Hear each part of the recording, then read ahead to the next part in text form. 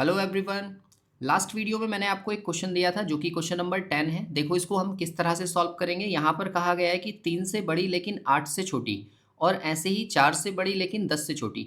तो आप ये देखो कि 3 से बड़ी संख्याएं कौन सी हैं। 4 होगा, 5 होगा, 6 होगा और 7 होगा। 8 को नहीं लेना है और 3 को भी नहीं लेना है क्योंकि 3 से बड़ी बोला है और 8 से छोटी बोला है। और फिर सेकेंड टर्म में कहा गया है कि 4 से बड़ी लेकिन 10 से छोटी। अब 4 से बड़ा क्या होगा, 5, 6, 7 और 8 और 9। यहाँ पर भी हम 10 को शामिल नहीं करेंगे। तो देखो इन संख्याओं में कॉमन कौन कौन सी हैं। ये जो 3 संख्याएं हैं ना, ये तीनों कॉमन है और 3 संख्याएं ये कॉमन है, तो इन्हीं का हमें एवरेज निकालना है। मतलब हम क्या काम करेंगे, 5 को, 6 को और 7 को प्लस करेंगे और 3 से इसको डिवाइड कर देंगे। तो टोटल आएगा इनका सम 18 और 18 को 3 से भाग करेंगे तो कितना आएगा, 6। मतलब इसका जो करेक्ट आंसर था वो 6 था और कई सारे लोगों ने इसका आंसर सही दिया था। आज फिर से हम रीजनिंग के 10 क्वेश्चन सॉल्व करने वाले हैं, जिसमें देखो क्वेश्चन नंबर फर्स्ट जो आपके सामने है उसमें कहा गया है कि अमित अपनी कक्षा में शीर्ष से 7वें स्थान पर और नीचे से 26वें स्थान पर है। तो पूछा जा रहा है कि कक्षा में कुल कितने छात्र हैं। अगर टोटल पूछा जा रहा है तो सवाल हमारे लिए आसान है। हम क्या काम करेंगे, ऊपर से और नीचे से एक ही व्यक्ति की पोजीशन को लेकर उसमें से -1 कर देंगे। तो टोटल ये कितना हो जाएगा, यहाँ से आ रहा है 33 और -1 यानी कि 32। यानी कि टोटल कितने होंगे, 32। इसे आप डायग्राम की हेल्प से भी देख सकते हो। देखो एक व्यक्ति है जो ऊपर से क्लास में कौन से स्थान पर है, 7वें स्थान पर, और उसी का स्थान नीचे से जो दे रखा है वो कौन सा है, 26वां। अब आप एक बात सोचो कि ऊपर से जब हम काउंट कर रहे थे तब भी हमने इसको काउंट किया 7 में, और नीचे से जब हम इसको काउंट कर रहे थे तब भी हमने इसको काउंट किया 26 में। इसीलिए हम दोनों को प्लस कर रहे हैं और लास्ट में -1 कर दे रहे हैं, क्योंकि एक ही व्यक्ति की 2 पोजीशन हमने यहाँ पर काउंट कर ली है। क्वेश्चन नंबर 2 को देखो। यहाँ पर कहा गया है कि A B C D E F और जी एक वृत्त के गिर्द केंद्रोन्मुख बैठे हैं। मतलब आपसे कहा जा रहा है कि कुछ लोग बैठे हैं जिनका मुंह सेंटर की तरफ है ना। और ये टोटल कितने हैं, 7 व्यक्ति हैं। तो सातों व्यक्ति को आप सबसे पहले इसके अंदर बैठा दो। तो टोटल ये हो गया हमारे पास 7 व्यक्ति। फिर इसके बाद देखो क्या कहा गया है कि सी और ए के बीच में एफ है। अब देखो यहाँ पर ना ये पॉसिबिलिटी बन रही है, क्योंकि सी लेफ्ट में भी हो सकता है ए के और राइट में भी हो सकता है। तो इस वाले डेटा को पहले मत बनाओ, पहले अगली लाइन पढ़ो। उसमें कहा है कि ए के दाएं से दूसरा बी है, तो हम ए को कहीं पर भी बना सकते हैं। ठीक है, हमने सपोज ए को यहाँ बनाया, तो ए के राइट साइड में दूसरा, मतलब पहला प्लेस ये, दूसरा प्लेस ये जो है ये बी का प्लेस हो गया। फिर आगे क्या कहा गया है कि बी का निकटतम पड़ोसी जी नहीं है। उससे पहले इस वाली लाइन को पढ़ो। देखो दोबारा से हम पढ़ेंगे कि सी और ए के बीच में केवल एफ है। अब देखो यहाँ से अगर मैं ए और एफ यहाँ पर सी को बनाऊं तो यहाँ एफ बैठना चाहिए, जबकि यहाँ तो ऑलरेडी बी बैठा है। तो हम यहाँ पर एफ को नहीं बैठा सकते, तो हम कहाँ बैठाएंगे, यहाँ से और यहाँ के बीच में यहाँ सी बना देंगे और यहाँ एफ बना देंगे। तो देखो यहाँ हो गया ना ये कि सी और ए के बीच में एफ है, ये ए रहा और ये सी रहा और इनके बीच में एफ बना दिया। फिर आगे पढ़ो। आगे कहा है कि बी का निकटतम पड़ोसी जी नहीं है। मतलब बी के इस वाले प्लेस पर और इस वाले प्लेस पर जी नहीं बैठेगा, तो जी के लिए एक ही प्लेस बचा जो कि ये है, इसको हमने बैठा दिया। फिर कहा गया है कि ए का निकटतम पड़ोसी ई नहीं है। अब देखो ई यहाँ पर नहीं बैठेगा, अगर यहाँ नहीं बैठेगा तो ई यहाँ पर बैठेगा और एक ही प्लेस बचा, ये किसके लिए है, डी के लिए। और हमारा डायग्राम हो गया कंप्लीट। आगे देखो हमसे पूछा क्या गया है, निम्नलिखित में से किस जोड़े में, यहाँ पर ये दूसरा, ये इसको करेक्ट कर लेना, दूसरा सदस्य पहले सदस्य के तुरंत बाएं बैठा है। अब देखो दूसरा सदस्य पहले के बाएं लेफ्ट साइड में बैठना है। पहले वाले को देखो, बी यहाँ पर दिया है और बी के राइट साइड में ई बैठा है। हमसे तो लेफ्ट साइड की बात हो रही है, तो इसका मतलब ए ऑप्शन तो नहीं है। फिर जी और सी को देखो, तो जी के जस्ट राइट साइड में सी बैठा है, तो ये भी नहीं है। और ए को देखो, ए के जस्ट राइट साइड में डी बैठा है, तो ये भी नहीं है। तो इसका मतलब इसका एक ही आंसर बचा जो कि ऑप्शन डी है, वही इसका सही आंसर है। क्वेश्चन नंबर 3 को देखो। इसमें कहा गया है कि निम्नलिखित कूट भाषा में एक एरे वर्ड दिया है जिसको हमने इस तरह से लिखा है, तो उसी कूट भाषा में लर्निंग को क्या लिखा जाएगा। तो देखो एरे, यहाँ पर एक चीज़ का ध्यान रखना, अगर आपको लेटर के प्लेस याद है तो सवाल करना आसान होगा, और नहीं याद है तो उनको याद कर लो। देखो ये 1 है, आर होता है 18, आर 18 होता है, ये 1 है और ये 25 होता है। अब देखो जितने भी 2 डिजिट वाले नंबर्स हैं, अगर मैं उनकी डिजिट्स को ऐड कर दूँ तो मुझे यही कोड मिल जाएगा जो कि मुझे क्वेश्चन में गिवन है। बस यही सोचकर हमने लर्निंग का कोड बनाना है। यहाँ पर लिखा है LEARNING, लर्निंग। अब देखो यहाँ पर ये 12 होगा, ये 5, ये 1, ये 18, ये 14 होगा, ये 9 और ये 14 और ये 7। अब देखो इससे जब कोड बनाएंगे तो क्या बनेगा, यहाँ से 2 और 1 3, दोनों प्लस हो गए, ये 5 ऐसे ही, ये 1 भी ऐसे ही, 18, 18 को हम लिखेंगे 9, ऐसे ही 14 को हम लिखेंगे 5, ये 9 ऐसे ही रहेगा, इसको भी 5 लिखा जाएगा और ये हो गया 7। अगर इस तरह का कोड हमें दिख रहा है ऑप्शन सी में, तो सी ही इसका करेक्ट आंसर है। इसके बाद देखिए क्वेश्चन नंबर 4 को, तो उसमें कहा गया है कि दी गई आकृति में कुल कितने त्रिभुज हैं। अब देखो ये जो क्वेश्चन आपको दिया है ना सर्कल के अंदर बनाकर, ये सिर्फ और सिर्फ कंफ्यूज करने के लिए दिया गया है। क्यों? क्योंकि देखो ये वाली जो पिक्चर है आपने पढ़ी है, इस तरह से कोई फिगर बनी हुई है, उसमें देखो कितनी लाइनें हैं, 1 2 3 4 5। तो मैं यहाँ पर टोटल 4 लाइनें खींच लेता हूँ, टोटल 6 लाइनें हो जाएंगी, है ना। ये हो गया। जो फिगर ये है वही फिगर मैंने यहाँ पर ड्रॉ कर ली। इसके अंदर अंदर जो है हमारे पास 4 लाइनें हैं और 2 लाइनें सबसे लास्ट वाली हैं। तो हमने अंदर अंदर इसकी 4 लाइनें ड्रॉ कर ली। अब इसे हम कैसे काउंट करते हैं, 1 2 3 4 5। ये जो मैक्सिमम नंबर लिखा है उससे जस्ट अगले नंबर से इंटू करके उसका आधा कर दो, तो ये कितना हो जाएगा 15। मतलब इसका जो करेक्ट आंसर है वो 15 ही है। तो हमें ये सर्कल क्यों दे रखा है, कई बार क्या होगा आप कन्फ्यूज़न में इस वाले पार्ट को भी ट्राइंगल काउंट कर लेंगे, तो फिर आपका आंसर गलत हो जाएगा। क्योंकि यहाँ पर ये कर्व बना हुआ है इसलिए ट्राइंगल नहीं बनेगा। ट्राइंगल जो बनता है सिर्फ और सिर्फ सीधी लाइनों से ही बनता है। तो इसलिए इसका जो करेक्ट आंसर है वो ऑप्शन सी है। इसके बाद देखिए क्वेश्चन नंबर 5 को, तो उसमें ये कहा गया है कि दिए गए दो चिन्हों और संख्याओं को आपस में बदलने पर निम्नलिखित में से कौन सा समीकरण सही नहीं होगा। अब देखो यहाँ पर नहीं बताना है, ना कि सही होगा। तो आप ये देखो सबसे पहले वाले को अगर हम देखें तो यहाँ 7 है, ये 4, ये 3 6 2 और 8। सबसे पहली चीज़, आप जहाँ पर इंटू लगा है वहाँ पर डिवाइड लगा दो। तो देखो इंटू कहाँ पर लगा हुआ है, 4 और 3 के बीच में, तो हमने यहाँ डिवाइड लगा दिया। और जहाँ डिवाइड लगा है वहाँ पर इंटू लगा दिया। बाकी के जो साइन हैं उन्हें ऐसे ही रहने दो जैसे कि वो बने हुए हैं, ठीक है। अब इसके बाद मैं नंबर्स की बात करूँ, तो नंबर्स में हमें चेंज करना है 2 को और 6 को। तो यहाँ पर 6 की जगह पर तो 2 आ जाएगा और 2 की जगह पर 6 चला जाएगा। अब जो ये इक्वेशन बनी है इसमें वैल्यूज़ भरकर हमने सॉल्व करके देखना है कि क्या इक्वल में 8 आएगा। अगर आएगा तो ये सही है, नहीं तो गलत है। तो देखो इसको हम कैसे सॉल्व करेंगे, बोर्ड मास के रूल से। यहाँ पर देखो ये जो 2 है ये 4 के साथ इंटू हो जाएगा तो 8 आ जाएगा और अपॉन में जाएगा 3। यहाँ से 7 माइनस और प्लस यहाँ से 6।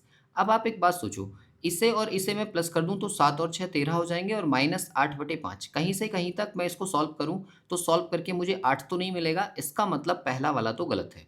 फिर सेकंड वाले को चेक करो, तो यहाँ दिया हुआ है हमें 6 दिया है। अब देखो यहीं पर मैं चेंज कर रहा हूँ सेकंड वाले टर्म में। आप ये देखो कि इंटू की जगह डिवाइड लगाना है, तो यहाँ पर डिवाइड साइन आ जाएगा और यहाँ इंटू साइन आ जाएगा। और 2 की जगह पर 6 लिखना है, यानी कि यहाँ पर 6 लिख दिया और यहाँ पर 2, और बाकी के जो सारे टर्म्स हैं ना उनको ऐसे ही रहने दो जैसे दिए हुए हैं। तो क्या इसको सॉल्व करके हमें 5 मिल जाएगा? तो आप ये देखो कि इसको डिवाइड करेंगे ना जब हम, तो फ्रैक्शनल वैल्यू आएगी, और फ्रैक्शनल वैल्यू आएगी तो 5 तो कहीं से कहीं तक नहीं आ सकता। इसका मतलब ये भी गलत है। तो इसका जो आंसर होगा, ना तो पहला सही है और ना ही दूसरा सही है, मतलब बी मार्क करेंगे। इसके बाद देखिए क्वेश्चन नंबर 6 को, तो उसमें कहा गया है, एक कथन है आपके पास कि कोई अध्यापक साइकिल से स्कूल नहीं जाता है, मतलब जो भी टीचर्स हैं वो साइकिल से नहीं जाएंगे। फिर आगे कहा गया है कि अमित जो है वो साइकिल से स्कूल जाता है, तो इसका मतलब सीधा सीधा पता चल रहा है कि अमित जो है वो टीचर नहीं है। फिर आगे देखो कहा क्या गया है, यहाँ से इस डेटा के बेस पर दो निष्कर्ष दिए हैं, आपको पता करना है कौन सा वाला सही है कौन सा गलत है। तो पहले में कहा गया है कि अमित अध्यापक नहीं है, ये बात सही है। अध्यापक अगर होता तो साइकिल से नहीं जाता, फिलहाल वो साइकिल से जा रहा है, इसका मतलब वो टीचर नहीं है। फिर सेकंड में कहा है कि अमित एक अभ्यर्थी है या विद्यार्थी है, तो देखो विद्यार्थी जो है वो स्कूल में जाएगा और टीचर भी स्कूल में जाएगा। ऐसा हो सकता है कि अमित साइकिल से स्कूल जा रहा है तो वो स्टूडेंट हो, बट स्टूडेंट के साथ साथ ऐसा भी तो हो सकता है वो स्टाफ का कोई मेंबर हो या कोई अभिभावक हो। तो इसलिए क्योंकि हमें ऊपर स्टेटमेंट में ये क्लियर नहीं किया गया है कि अमित आखिरकार है कौन, तो हम इसको गलत कर देंगे कि अमित एक विद्यार्थी है या नहीं है, इसके बारे में हमें पता नहीं है। तो इसका जो करेक्ट आंसर होगा वो केवल पहला वाला जो है वो सही है, कि फर्स्ट वाला जो है वो अनुसरण करता है, बाकी का हमें नहीं पता। इसके बाद देखिए क्वेश्चन नंबर 7 को, तो उसमें कहा है दी गई श्रृंखला में लुप्त पद ज्ञात कीजिए। अब देखो यहाँ पर 14 दिया है और 14 से अगला नंबर बनाना है। मैं आपको यहाँ पर एक प्रो टिप देता हूँ, अगर डेसिमल के कोई भी नंबर्स बीच में दिख रहे हों तो समझो यहाँ पर 0.5 है, तो 0.5 किससे आएगा, हाफ से इंटू करके तो आएगा। इसका मतलब पहले इसमें हाफ से इंटू करके कुछ ट्राई करो। तो जैसे मान लो 14 को मैंने हाफ से इंटू किया तो यहाँ से 7 आएगा, और 7 में से मैंने 1 माइनस कर दिया तो मुझे 6 मिल जाएगा, जो कि सेकंड नंबर लिखा हुआ है। फिर इसको आगे ट्राई करो। आगे कैसे ट्राई होगा, ये 6 है अब 6 में मैं इंटू 1 करूँ और -1 कर दूँ तो 5 मिल जाएगा, जो कि तीसरा नंबर है। तो हमने क्या देखा, पहले आधा था फिर 1 है, तो अब हम ट्राई करेंगे डेढ़, यानी कि 3/2। तो मतलब आपको क्या करना है कि 5 में आप इंटू करो 3/2 का और फिर उसमें से -1 करो तो क्या नंबर आएगा। तो इसे हम कैसे सॉल्व करेंगे, देखो 5 3 जा 15 और 15 का अगर हम आधा करेंगे तो वो 7.5 होगा और 7.5 से मैंने 1 माइनस कर दिया तो 6.5 बच गया। तो इसका मतलब हम जिस पैटर्न पर चल रहे हैं वो बिल्कुल सही है और अगला नंबर हम इसी के बेस पर निकाल सकते हैं। अब देखो यहाँ से अगला कैसे आएगा, 6.5 इंटू, पहले हमने आधा लिया था फिर 1 लिया फिर डेढ़ लिया, अब कितना लेंगे 2, यानी कि 6.5 का 2 से इंटू करना है और -1 करना है। तो आप देखो 6.5 का डबल करेंगे तो 13 आएगा और 13 में से 1 माइनस करेंगे तो 12 आएगा। इसका मतलब ये यहाँ तक बिल्कुल सही है। तो अगला नंबर कौन सा होगा जिससे हम इंटू करें, तो वो होगा 2.5 और 2.5 को हम क्या लिखेंगे 5/2। तो ये हो गया 5/2 और -1। तो कितना बनेगा ये देखो, 2 से ये कट जाएगा 6 बार, 6 पंजे 30 और 30 से 1 माइनस करेंगे तो कितना आएगा 29। यानी कि इसका जो करेक्ट आंसर है वो बी ऑप्शन है, यानी कि 29। इसके बाद देखिए क्वेश्चन नंबर 8 को, तो उसमें कहा है कि एक व्यक्ति पूर्व की ओर 1 किलोमीटर चलता है। तो मैंने यहाँ से इस डायग्राम को बनाना शुरू किया कि 1 किलोमीटर की डिस्टेंस ये हो गई, ठीक है। और फिर आगे कहा गया वह दक्षिण दिशा की ओर मुड़ जाता है और 5 किलोमीटर चलता है। अब साउथ में जाएगा तो साउथ नीचे है, तो नीचे की साइड में हमने उसको कितना चलाया 5 किलोमीटर। फिर कहा जा रहा है वह पुनः पूर्व की ओर मुड़ता है और 2 किलोमीटर चलता है। अब देखो इधर साइड में मुड़ा यहाँ पर और यहाँ पे फिर से इसने कितने चला 2 किलोमीटर, तो यहाँ 2 लिख दिया। फिर कहा है तत्पश्चात वह उत्तर की ओर मुड़कर 9 किलोमीटर चलता है। अब देखो यहाँ से जब 9 किलोमीटर ये ऊपर जाएगा ना, तो इस वाली डायरेक्शन को याद रखो कि यहाँ से लेकर यहाँ तक टोटल हमारे पास 5 हैं, तो ऊपर कितना एक्स्ट्रा जाएगा 4 किलोमीटर जाएगा। तो ये हमें दिखना भी चाहिए हमारे डायग्राम से कि हमने इसको 4 किलोमीटर ऊपर तक बनाया है। फिर आगे क्या कहा है, प्रारंभिक बिंदु से वह कितनी दूर है। तो आप ये देखो कि हमें जो डिस्टेंस निकालनी है वो यहाँ से लेकर यहाँ तक वाली डिस्टेंस निकालनी है ये। तो उसके लिए हमें क्या चाहिए, एक राइट एंगल ट्राइंगल। तो ये हमने राइट एंगल ट्राइंगल यहाँ से कंसीडर किया। अब आप एक बात सोचो, यहाँ से यहाँ तक की डिस्टेंस 1 थी और ये वाली जो डिस्टेंस है ये 2 है। तो ये जो नीचे वाली साइड है ये कितनी हो गई 3 और ये कितनी है 4। तो आपको ये मैंने सिखाया है कि किसी भी ट्राइंगल के अंदर जो कि एक राइट एंगल ट्राइंगल है, अगर एक साइड 3 है दूसरी 4 है तो सबसे बड़ी साइड 5 होगी।